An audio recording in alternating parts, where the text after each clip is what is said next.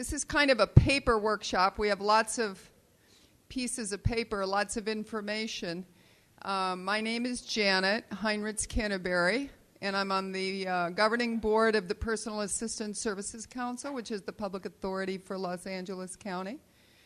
And I've been working on IHSS for a long time, and it's a wonderful, wonderful, wonderful issue. I've gotten to meet many of you in this room many years ago. I see Francis smiling in the back of the room.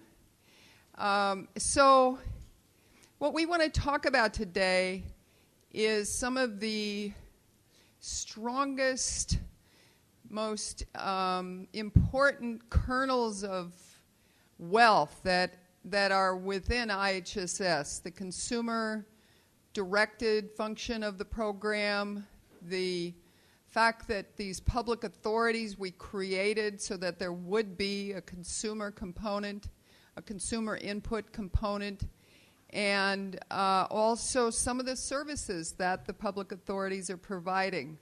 So we've got some papers that we're passing out. There's a number of things that we're going to pass out during this session. We're going to talk about things, so as we talk, if you want to page through stuff, you can, or you can just listen and then ask questions later. Hopefully we'll have some time for questions because all of these things are changing as we speak. And so input about what's happening now and how we can do this better in the future is really what we want to talk about. So I would like to introduce Sergio Alunan. Sergio is going to talk about the consumer direction part of the program, some of the history, and then I will talk about another issue, and then I think, is that it, Sergio? Yes, and then we'll do our questions. So thank you all for coming. Good morning. And this is carrying to the back of the room. Well, I'm pleased to be here this morning. I am now the director in Yolo County, where I followed Sergio, who had been in Yolo County. And before I was in Yolo County, I was in Contra Costa County, and I see some of my old buddies from... Too loud? Is it too loud? Oh. I've lived with disability all my life, well, all my adult life. My first daughter was born with cerebral palsy. My second son was also born with cerebral palsy.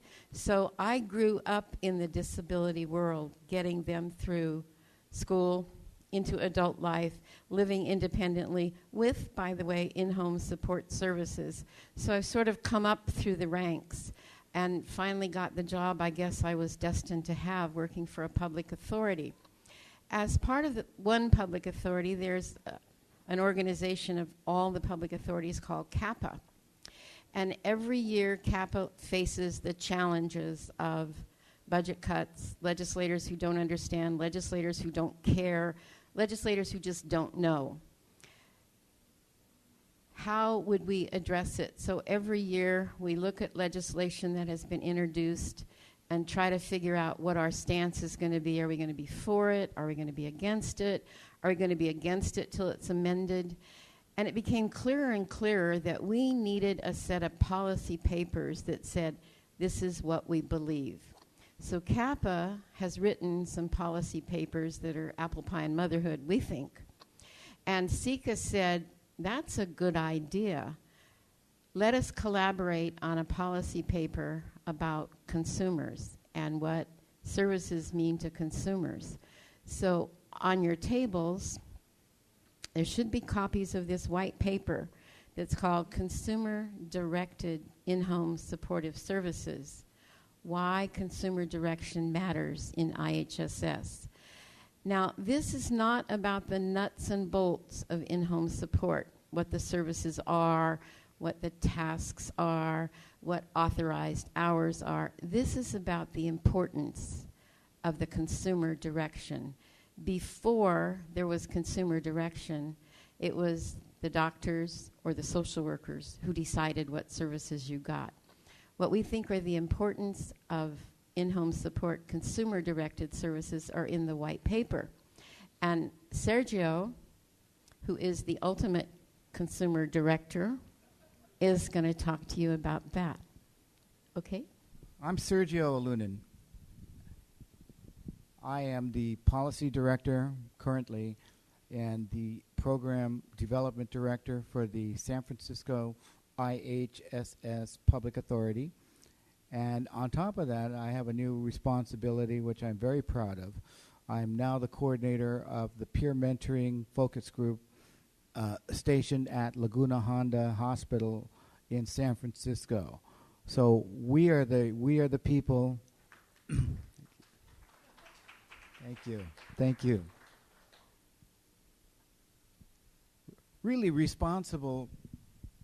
Let me just start off with helping those severely disabled clients of Laguna Honda who want to become independent in our society. And I have to tell you, it's been a life-changing experience for me. We started last August 2008 in San Francisco, and the majority of the clients, we call them mentees, have been living in that particular institution for on the average 10, 15. I have one client who's been there with a severe disability for 28 years. And it's really opened my eyes. In fact, we're currently mentoring 5 clients at Laguna Honda, all who have severe orthopedic disabilities from CP to spinal cord injury to post-polio,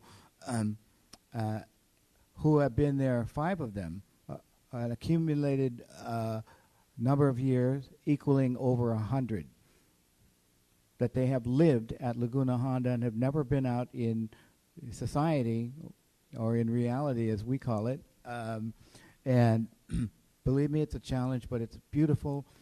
Since August 2008, we have helped with at least 15 to 18 discharges from Laguna Honda, meaning these mentees have reached a point where they're ready emotionally, and they have the resources, which you'll read about in the white paper there, that we all need resources to transition to that independent living state that most of us want to be in.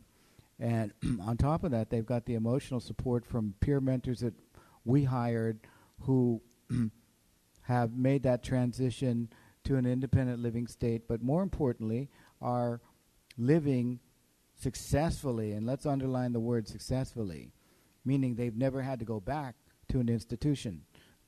Successfully living at least 10 years before we can hire them as a peer mentor.